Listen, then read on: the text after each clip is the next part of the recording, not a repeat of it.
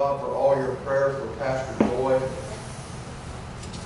She had an accident. I'll talk to you more about it here in the message, but I just thank God for all your prayers for her, and continue to keep her in prayer. She goes to the doctor tomorrow at 3 o'clock, the surgeon, to find out what they're going to have to do as far as the surgery on her hand and stuff. So, and I want to give a shout out to all those that are watching us by Facebook and those that join us on YouTube. We appreciate everybody being with us on Facebook and YouTube. We appreciate all those that are contributing and helping to keep the church open and pay the bills and do all the things we need to do. So I thank God for that. Let's hold our Bible this morning and make our confession. Say it like you mean it, mean it like you say it. This is the Word of God. This is the Word of God. And I have what it says I have. I have what it says I have. And I can do what it says I can do. I can do what it says I can do. And I can be what it says I can be. I can be what it says I can be. My mind's alert. My mind is alert. My heart is receptive. My heart is receptive.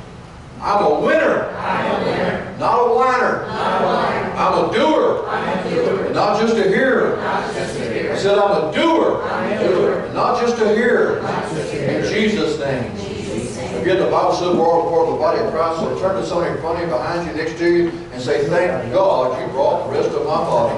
Thank God for the rest of my blood. Now tell somebody, God loves you, and so do I. Church, this morning, the presence of God is here. Julie's right. The power of God and the presence of God is here. Amen. And I really believe God wants to speak to somebody today. I really believe that this is a sermon that I ran across and it ministered to me, and I want to share it with you this morning, and I believe it'll minister. But I don't believe there's anybody in here that this message won't touch. Okay? But I really believe God wants to really speak to some hearts this morning. So open your spiritual heart and open your spiritual eyes and let God minister to you this morning. Amen? Amen. If you will, turn with me to Acts chapter 8. Acts chapter 8. As you turn to the Bible, said, "Mere heart does good like medicine," so I got you some medicine this morning. Remember, these are just humorous stories, so please don't be offended. A lady goes to the bar on a cruise ship and orders a scotch with 2 drops of water. As the bartender gives her the drink, she says, "I'm on this cruise to celebrate my 80th birthday, and it's today." The bartender says, "Well, since it's your birthday, I'll buy you a drink. In fact, this one is on me." As the woman finishes her drink, the woman to her right says, "I'd like to buy you a drink too." The old woman says, "Well, thank you, bartender. I want a scotch with 2 drops of water."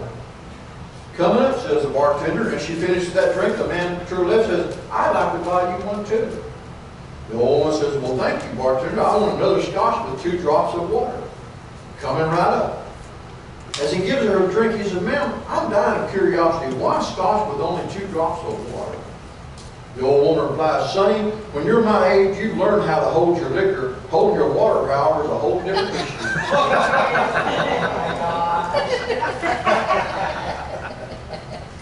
Some of y'all need to smile this morning.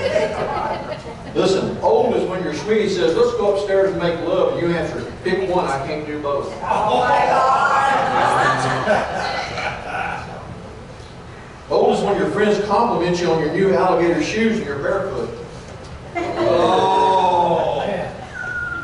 Old is when a sexy babe catches your fancy and your pacemaker opens the garage door.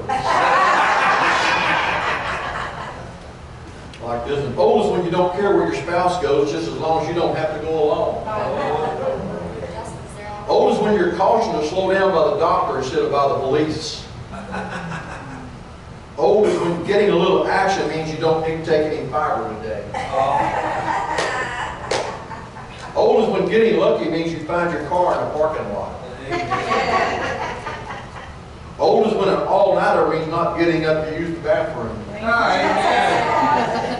Last one. Old is when you're not sure these are jokes. Attending a wedding for the first time, a little girl whispered to her mother, "Why is the bride dressed in white?" "Because white is the color of happiness, and today is the happiest day of her life." The child thought for a moment, and he said, "So why is the groom wearing black?" A little girl dressed in her Sunday best was running as fast as she could, trying not to be late for Bible class. As she ran, she prayed, "Dear Lord, please don't let me be late. Dear Lord, please don't let me be late." While she was running and praying, she tripped on the curb and fell, getting her clothes dirty and tearing her dress. She got up, brushed herself off, started running again. As she ran, she once again began to pray, "Dear Lord, please don't let me be late, but please don't shove me either." All right, church, y'all are quiet this morning. I guess I'm going to have to do it all. Woo! Let's get going. Acts chapter 8, verse 1. And Saul was concerning unto his death. And at the time there was a great persecution against the church, which was at Jerusalem. And they were all scattered abroad throughout the region of Judea, Samaria, except the apostles. And devout men carried Stephen to his burial and made great lamentation over him. As for Saul, he made havoc of the church, entering into every house, and hating men and women committed them to prison. Therefore they that were scattered abroad went everywhere preaching the word. Then Philip went down to the city of Samaria and preached Christ unto them. And the people with one accord gave heed unto the things which Philip spake, hearing and seeing the miracles which he did. For unclean spirits, crying with a loud voice, came out of many that were possessed with them. And many taken with palsies, and that were lame were healed. And there was great joy in that city. Church, this was a time of persecution. Stephen had just gotten stoned to death by Saul, who becomes Paul. Think about that. God took Saul, who persecuted the church, who imprisoned Christians. And as you see later on down in the scripture, he turns his whole life around. James preached about it the other night. Knocked him off his high horse, blinded him, finally got his attention, turned him around on a whole new course, and used him to be one of the greatest ministers in the gospel. And here we have the church is going through persecution, great persecution. And it says, everywhere they went, they preached the gospel. I want to share a story with you this morning. And what I want to talk to you about this morning is trusting God after the worst day of your life. Okay? 2 days after her 17th birthday, Laura Welch had a friend in her car and wind in her hair. The world was young in 1963. From Laura's music school friends up to the young couple in the White House, John and Jackie Kennedy. Whatever problems Laura had were minor ones. And this day was meant for driving, listening to the radio, and chatting with her girlfriend. In the midst of chatter, Laura made a mistake. She didn't see the stop sign, and the blur of onrushing vehicles ground to a standstill by the terrible crunching of metal. Laura and her friend were shaken up, but able to recognize the car that had been knocked through the intersection. It belonged to a 17-year-old Michael Douglas, a very popular student from Midland, Texas. Michael was also Laura's boyfriend. He had been thrown from the car, suffering a broken neck, and by the time help arrived, he was dead. Laura knew it was her fault. Devastating. No words to describe it, Laura says now, nearly 40 years later. As an adult, a parent, she understands now more than ever the painful consequences of that moment. It brought devastation not only to her, but heartbreak to another family. It was without a doubt the worst day of Laura's life. And it would be many years before Laura could think of dating seriously again. But romance flourished and Laura married, raised her children, and took the spiritual reins of her family. After that day in 1963, Laura found only one real strength that would not fail her, and that was her faith in God. Only her faith saw Laura through that day and the days that followed. Never again did she carry a casual attitude about life or about her trust in God. But Laura's marriage eventually came to a crucial intersection. Her too rich husband started drinking more and more. And in 1986, Laura confronted him. And according to the news report, she laid it on the line. He had to choose between her or alcohol. Laura's husband made a wise choice. He subdued his thirst and paid more attention to the faith his wife had shown him. He soon found that deep, abiding faith that was worth the effort, worth his investment of time and energy. And today, both Laura and her husband, President George W. Bush, look back on that entire season of struggle as a turning point for their marriage, their family, and for the political journey. Laura, however, says her life changed years before that. On an ordinary day in 1963, that became the worst day of her life. This morning, church, what would you do in the wake of the worst moment of your life? At an intersection of tragedy or crisis, will that day drive you from your faith? Or will it cause you to have a new depth of trust in God, who wants to use us for every moment for good? Amen. Come on. Think about it. Things that's happened in your life, it's either caused you to draw closer to God, or it's caused you to get farther away from God. And it's a choice we have to make, church. If your faith can be proved in the wake of your worst day ever, then you've got powerful faith. In the early days of the church, many people who witnessed the murder of Stephen felt like that was the worst day of their lives. Stephen had been one of the most popular, the most effective men in the early church.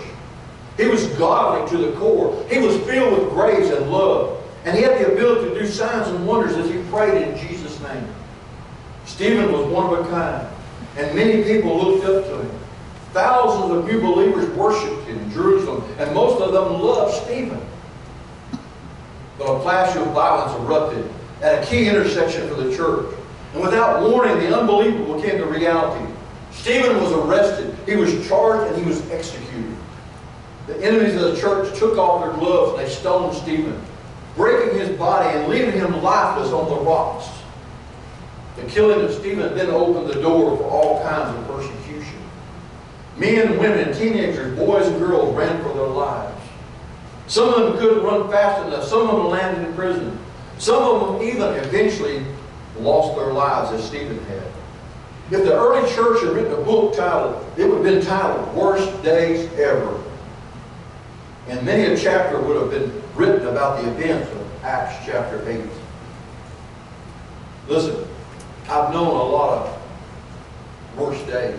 You have too. Sometimes it's hard to sit down and say, this was the worst day, because there have been so many things that have happened to our lives. Or maybe your worst day is just at the next intersection. When it comes to your worst day, know this. It's possible to trust God after the worst day of your life. In fact, trusting God on that day is going to be your only hope. Amen. You know, I decided to do this sermon before what happened to Joy this week happened. We were getting ready to go to my doctor's appointment to have my heart checked out. And she didn't want me to go by myself because she didn't think I'd tell the doctor all the facts. So she wanted to be there to make sure. And so she was going to go out and start her car. She had on some high heels. It just started raining. And when she went to step off the top of the porch, and we've got 3 steps like this, her feet slipped out from under her and she fell forward like this. She caught herself on her hands and broke all the bones in here and the bones in here. She also hit her chin when she fell. But there are good things that came out of it, because the doctor said had she not caught herself on her hands, she would have hit her face and shattered all the bones in her face. So she's going to have to go and have surgery. She's going to be out of commission. She's got a temporary cast from here to here. She can use this hand a little bit. She can't use this hand at all. I'm learning how to wash clothes and do dishes. I have to feed her. I mean, she's really, Kenny was joking the other day. He said, if this lasts long, we're going to have a funeral at the church because the pastor's going to kill her. But I tried. She was there for me when I had knee surgery and I was helpless. And church, I'm going to tell you something. You can love somebody, but you really don't know how much you appreciate them until you're in a helpless situation.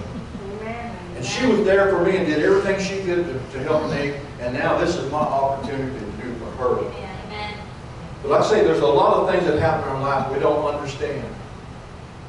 I can't blame the devil. The devil didn't push her off the steps. I get on to her and I tell her, you know what, you're at an age when you don't need to wear high heels no more. But anyway, listen, many of us can point to that day when everything went wrong. As with Laura Welsh Bush, maybe it was a car accident. Maybe it was a sudden heart attack. Or maybe it was a sudden death of a soulmate. Or it could have been a personal financial crisis. or the diagnosis of a medical problem. For the early Christians, Stephen's funeral only promised more funeral. It became open season for Christians. They escaped Jerusalem, but the persecution followed them throughout Judea. Then it followed them through Samaria. They ran toward Galilee, Asia, Egypt, Rome, pulling up roots and trying to carry enough stuff to pay for the journey. Listen, Saul was willing to travel 125 difficult miles just to arrest Christians. 125 miles. Sometimes he had to walk. Sometimes he had to ride on a donkey. Imagine the hatred that would make a man travel that distance to persecute, to hurt somebody.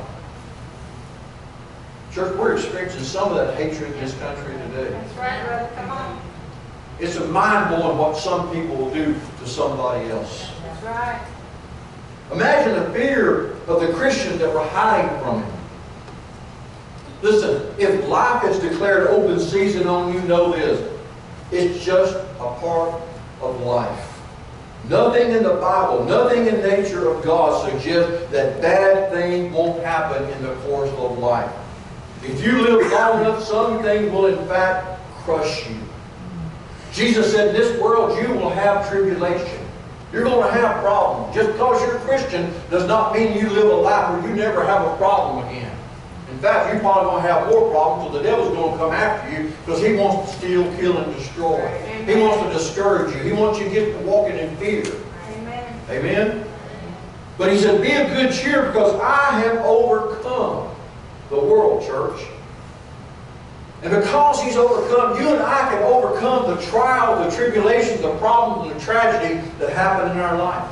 I can't imagine going through the things, the loss of my mother, the loss of my father, the loss of my best friend, some of my friends, my family, church members. I can't imagine going through those things and not knowing God, not having no hope. Amen. You know, when people go through that, and they don't have God, they turn to what they can turn. They turn to booze, they turn to drugs, they turn to whatever to try to find some kind of peace. But all that's temporary. Come on, brother. Thank God that we have Him, church. And thank God He's already told us ahead, you're going to have some problems, but guess what? I've already overcome everything that you're going to face. And because I've done that, I'll do the same thing to you. Amen. Know this, the worst day of your life does not change the nature of God. Or the nature of God's love for you. The worst day of your life is just that, the worst day of your life. It doesn't negate your existence. It doesn't change your love for others. You need to remember who God is. And when you begin to remember who God is in the midst of that tragedy, you begin the healing process. Amen. Laura Bush looks back on that terrible accident as the day she became serious about life. There would be no more childish pursuits, no more laughing through the days as if life would last forever, and no more casual attitude toward the things of God. The next time she went to church, she went with a passion. And church, if there's anything we need a passion in the house of God. Amen? Amen. We need to get back to the place where I'm excited because He said we could go to the house of God. Amen.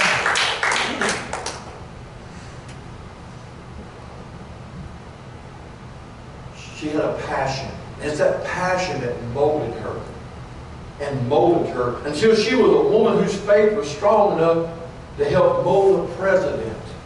Because of her faith, his faith becomes stronger. Because of the president's faith on September 11, 2001, following the worst attack of terrorism in American history, America saw a leader who had a solid spiritual footing. Amen. Let me ask you this. Could God have been at work throughout all of Laura's life? At work after the worst day of her life? Helping her to help us through our nation's worst day? Producing fruit from worst days seems to be a pattern with God. Amen? How many times we've been going through something and think, I'm not going to make it, I don't know if I'll survive, but yet somehow God turned that around and made something good out of it. That's right. Amen. I mean, there's testimony after testimony here this morning. of what God has done. Amen. When you didn't think you was going to make it, you was going to survive it. But yet God took it and did something good with it. Amen. Listen, God doesn't always take you out of situations. God just take me out of this and put me over here in a good place. No. If He did that for His church, we would never learn. That's right. Sometimes God enables us to walk through it, but He's right there walking through it with you. He's trying to give you peace. He's trying to comfort you. He's trying to help restore your joy. But you've got to open yourself up and you've got to allow God to do these things. He's not going to force feed you, church. That's right. Amen. Amen. Listen, Acts 8 says, those who have been scattered preach the word wherever they went. That's it. Just a little sentence that represents an incredible movement of God's people. They spread a word about Jesus in Joppa. They planted churches in Cyprus. They started a Bible study in Alexandria. They baptized new believers in Ephesus. They wrote letters, recorded the gospel in writing, and took the message of Jesus to every corner of the world. And thanks to the persecution of God's people, thanks to the worst day of their lives, the message of Christ became a worldwide phenomenon. Why did good come out of bad after the worst day of their lives? Because they remembered who God was and what God could do. Hallelujah. Listen, before Stephen's death shook the church to its foundation, the church was a happy place, a perfect place, a group of people with almost no troubles and no fear. When trouble had come, the miracles had also come. No hardship had been able to win against these new believers. With a church like that, who would ever want to leave Jerusalem? Yes. Suddenly, however, the honeymoon was over. And the church realized life would never be the same. It must have been mystifying, discouraging to the point of depression for those new believers. They must have asked, what happened? Things were going so good. Why did God let them down? Why hadn't God rescued Stephen? If God had allowed Stephen to have a glimpse of heaven as he died, why didn't God simply show those rock-throwing unbelievers who was a boss? That's right. How many times we felt like, God, why didn't you just do this? Why didn't you work at this place? Yeah. Why didn't you hit them with a lightning bolt? Why didn't you get their attention? Amen. Amen? Amen. But in the aftermath of that disaster, many of those Christians must have asked, where was God? How could God have done this? How could a good God allow this to happen? And a lot of them probably reflected on the teaching that said God could bring good out of every situation. And maybe they wondered, as you have at some time in Christ, how could any good come out of all this bad? From their vantage point, the death of a good man, families running like refugees, it didn't look like a good work of God. But for us, the entire process was a good thing, church. If Stephen hadn't died, if the church hadn't scattered, Christianity might have stayed in Jerusalem forever. When something bad happens to you, don't always just take it as something bad. Look at it and see, what is God trying to show me through this? Maybe God's trying to move you out of your comfort zone. Maybe God said there's somebody across the street you need to go minister to. There's somebody across town you need to go minister to. Maybe there's something God wants you to do, so He's trying to, like the little eagles, when they get in their nest after a while, all those brambles and stuff come through the nest and begin to stick them. Guess what? They fly out of the nest. Because it's too uncomfortable. Sometimes maybe God's making your life uncomfortable because there's something He wants you to do. And you've got to keep comfortable where you are.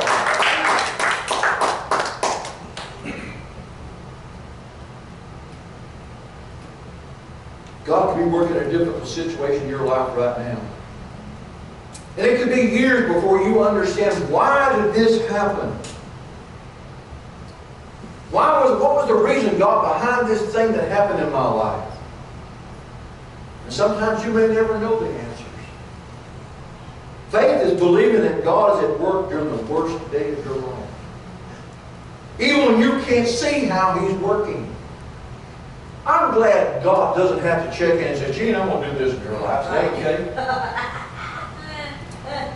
Aren't you glad? Because sometimes we tell God no to something that was good because we didn't think it was going to be comfortable or enjoyable, or we didn't want to go through it. But He's working all the time.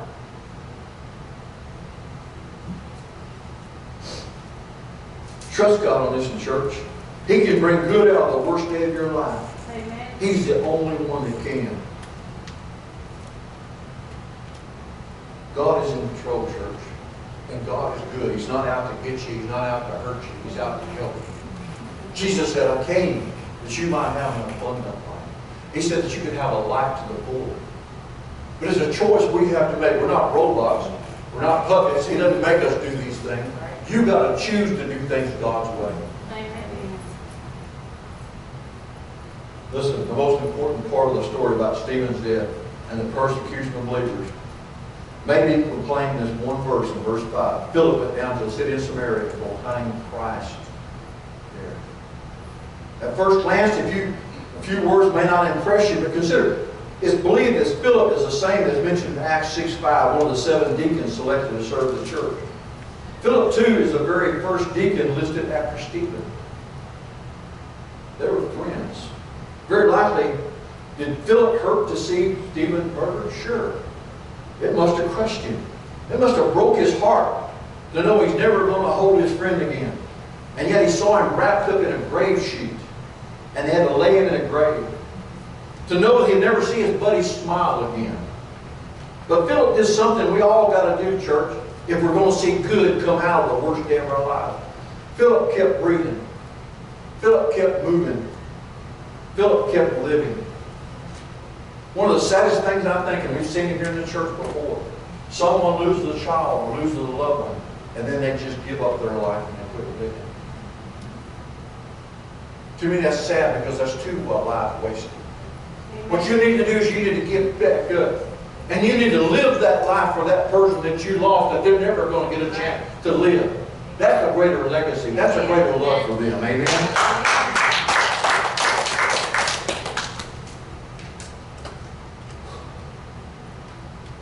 When he got his breath, he made plans for the next day. He kept his faith. He did not turn away from his God. He did not turn away from his family of faith. He did not lose his trust in God. How many times when something happened, well, I'm never going to serve you again. I'm never going to church again. I'm never going to read my Bible again. That's exactly what the devil wants you to do, church. And you're never going to have any peace again either.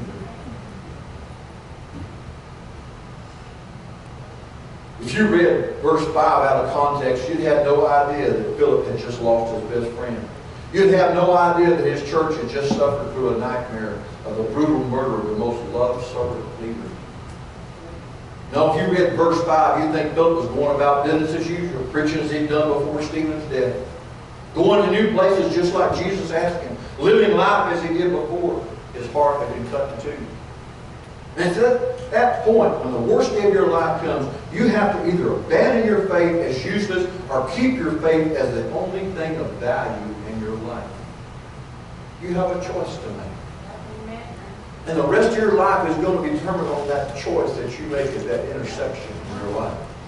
There's no middle ground, church. If you can make the courageous decision to keep putting one foot in front of the other, if you can make the important faith step of turning to God alone for your strength, you'll discover a wonderful reality.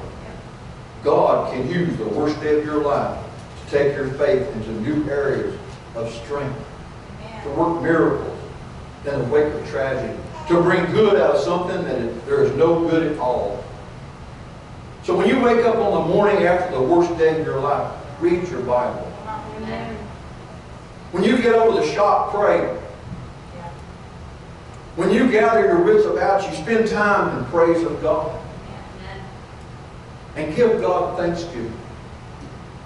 And worship the Holy God. When Sunday comes, be in church. Be around those Christians that God has given you. These are all faith steps, church, or steps of trust. Take them. Keep taking those steps, no matter how small they are. Just keep walking. So many times after the worst day of our life, we just want to quit. We just want to sit down and give up. And that's what the devil wants you to do. The world is still watching what we do when we go through the things we go through. Amen. Are we handling it like the rest of the world, or are we handling it the way God would have us to handle it? If you want God results, you've got to do things God's way. Amen. So many times we're doing things our way, but we want God's result. It doesn't work that way, church. Good preaching. And listen, it's going to be hard to walk. When the worst day of your life comes, the pain sometimes is unbearable. And it'll sometimes hurt forever. We are designed to hurt. We are designed to grieve. We're designed to cry, to panic, to scream, to fall on the ground and admit that we just can't take the pain. That's the way we're made. If you open your Bible on that day after, if you pray on that morning after, if you go back to church the Sunday after, the pain's still going to be there. Because it takes time to go through the grief process. It takes time for the smile to return. It takes time for the laughter. It takes time to work through the process. So many times when someone goes through the worst tragedy of their life, we expect them to get up and be just normal all over again. No, church. You need to have more compassion. You need to put yourselves in their shoes and see what they're going through. That's right. And how you would respond, how you would react if you were going through things. I heard a lady last night, she's talking about a lot of times when you go through something, she's going through cancer, and she said, man, when you go through something, you find out who your real friends are. That's And she right. said, not really, because a lot of times we're so judgmental. You know, not everybody is good about bringing food and helping and doing all those kind of things.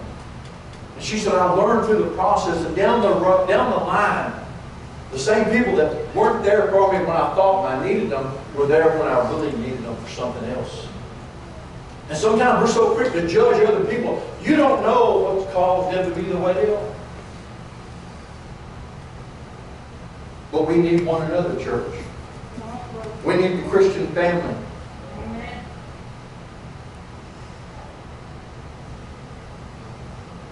When Philip allowed God to walk with him after the worst day of his life, great things happened quickly. It said he went down to the city of Samaria and preached Christ unto them. Think about it. After the worst day of your life, would you be able to get up and go preach to other people? Would you be able to get up and go encourage other people? You would with Christ in you. Amen? It says, and the people with one accord gave heed unto the things which Philip spake, hearing and seeing the miracles which he did. For unclean spirits crying with a loud voice came out of many that were possessed with them. And many taken with palsies that were lame were healed. And there was great joy in that city. Philip responds to the worst day of his life with obedience to faith. While in Samaria, Philip did the kinds of things Stephen had done. Things that had marked the ministry of Jesus. Demons took off running. You know, I think the church really hasn't got to understand the power we have. We're always talking about the devil's been chasing me all week long. Why is the devil chasing you? You should be turning around and say, okay, enough's enough, man. And when he comes knocking on your door, who's he going to find? He's going to find the Holy Spirit. Amen. He's going to find Jesus Christ who's already overcame him. Amen. Those spirits need to be afraid of you, amen? That's right. Philip found power for a living that he had never known before. After the greatest tragedy of your life, you're going to see, thank God, do some things in your life you never thought possible.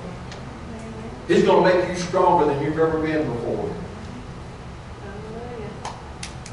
He said there was great joy in the city. It was a mega joy, church. In the original Greek, that's what it means. You know, we have a lot of mega-sized things today. We have mega-sized drink, French fries, bigger and better. And that's what this city had. They had a giant, overwhelming joy. The best of their lives kind of joy. All introduced to them through Philip, who was still reeling from the worst day of his life. Think about that. He was able to bring joy to a whole city after going through what he went through. And that shows you and I can do the same thing through the power of the Holy Spirit. Amen? I want you to listen to this story, and I'm going to close on this. Frank's worst day came far too suddenly. Never had a community seen a man so passionately devoted to his wife. She was the light of his life, the diamond of his existence. He was a hopeless romantic, and their marriage was on display for the whole church. She died without warning. A broken blood vessel taking her life before she could say goodbye. Frank lost weight. He lost interest in his work. He lost his laughter. But he never lost his faith in God. He knew that somehow he had to put one foot in front of the other. It was the only thing he had to lean on was his faith. Frank had built a foundation on a rock. And when the storms came, his foundation was secure. Slowly over the course of many months, the laughter reappeared. Slowly he regained interest in his work and his hobbies. For a while, he couldn't even sing the hymns of faith in church. When he tried, all he could do was cry. So he just stood there silently, letting his fellow believers sing the songs of faith for him.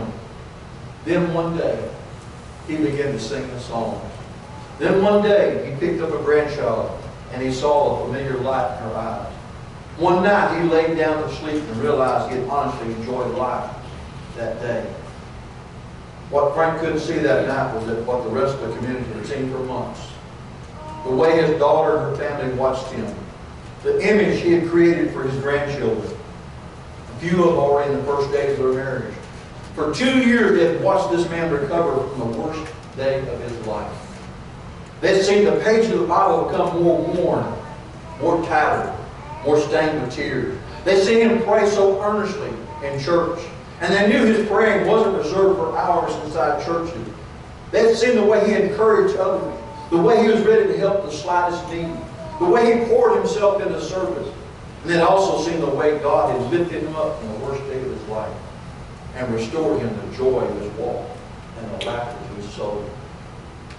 If you were to drop in on Frank's church next Sunday, you see many people who have drawn strength from his quiet leadership.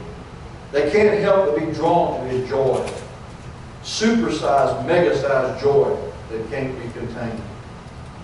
We could find many members of his family in that church singing songs of faith together. And we could somehow see the future. We'd see the day when crisis again arrives, when family and friends all around this man will face the worst day of their lives. And that day, they'll be able to draw on something more than the Bible's message. They'll remember what faith looks like after the devastation strikes, because they've seen it lived out in this man's life. Church, God wants us to be a light and be a beacon. And Matthew talks about building your house or building your life. One on the rock, one on the sand. Same storms of life come. When the storms of life came on the one that built their life on sand. Sand is building your life on the things of the world, things that change. And everything in life changes around and around except for the things of God. The other building your life on the rock is building on the foundation of Christ. And when the storms of life come, are you still going to be standing? Or is it going to destroy you? Is it going to devastate you? We saw Laura's story here. Can you imagine driving without a care in the world, happy, enjoying the sunshine, don't see a stop sign on an intersection, and have a crash? And what makes it worse? She killed her own boyfriend. Can you imagine? That could have devastated her. That could have destroyed her whole life. But she held on to the faith that she had in God. And God shaped her and molded her and made her to the point where when she married President Bush, she helped him become the president, a man, a Christian that he needed to be to carry us through the worst time of America's life. Church, that could be you this morning. Some of us, we've gone through some things, we've almost just given up on life. We've given up on God. We've gotten mad at God. We blame God for so many things that God never does. Sometimes we don't get the whole story. We get half-truths. Sometimes we know just enough about the Bible to be dangerous. But God wants to do this in your life, church. He wants to be there for you after the worst day of your life. He wants to be there. He wants to help you pick up the pieces and make you whole again. And He wants you to use what you've gone through to be able to minister to somebody else's life. I've lost my mother. I've lost my loved one. This has happened in my life. But this is what I did. I held on to God. I trusted God. I believed God. And I got right back up. And I began to breathe again. I began to live again. I began to roll with God again. This is the result. And God will do the same thing for you. Amen. We can sit around and feel sorry for ourselves. Nobody but the devil is going to show up for your pity party. That's right. Amen. Or you can get up and do something right. You do what God tells you to do and watch God bring all of it back to you. Amen. So the choice is ours, church. What are you going to do after the worst day of your life? I could have got upset the other morning and said, you know, why did you let this happen, God? I could question Him. I could get mad. I could get bitter. But what good is that going to do? Or I could trust in God. This is a bad thing. But you're going to somehow make this turn around and be good. Amen. I want to throw this in. I'm closing. I was trying to go to my doctor's appointment. And I told Joy, I'm going to call my doctor and cancel it. I'm going to take you to the hospital. And she's like, no. She's standing like this. No, no, no, no. Don't do that. Don't do that. So I didn't know what to do. I called Steve and I called Dustin. I didn't get them. And Judy was going to meet us at the hospital that morning. Said with Joy while I went to the doctor. So I called Judy and said, Judy, I don't know what to do. Can you come take her to the doctor while I go? She said, sure. So she come pick her up and she took her to the emergency room. And the sad thing is, Joy wasn't even with me. After I got to the doctor said you can't have any visitors in there until she couldn't have went with me anyway. And Judy dropped her off at the emergency room and she walked in the door. And a little while later, Judy called back to find out what was going on. They couldn't find Joy. They'd lost her. Judy said, I know she's in there. I let her out. I watched her walk through the door. Well, they had her name backwards. And she had going up in the hospital. And nobody could go up there and be with her. And when she got there, they gave her some morphine. Julie called and talked to her. She said, man, she's looped. And she was telling us, yeah, they're going to operate on my arms. They weren't operating on her arms. They were putting temporary casts and stuff, getting her ready for it. But she was so out of it, she didn't know. But she stayed there from 7:30 to 4 o'clock that evening. Wow. Finally they called me and told me I could go pick her up and bring her home. Church, bad things are going to happen to you. And you can either walk through it with God, or you can try to do it on your own. But it's a choice you have to make. And I pray each and every one of us in here, when we face the worst day of our life, that we hold on to our faith, we hold on to our God, and we let God turn around and make something good out of it. Amen. Amen. Give God praise and glory.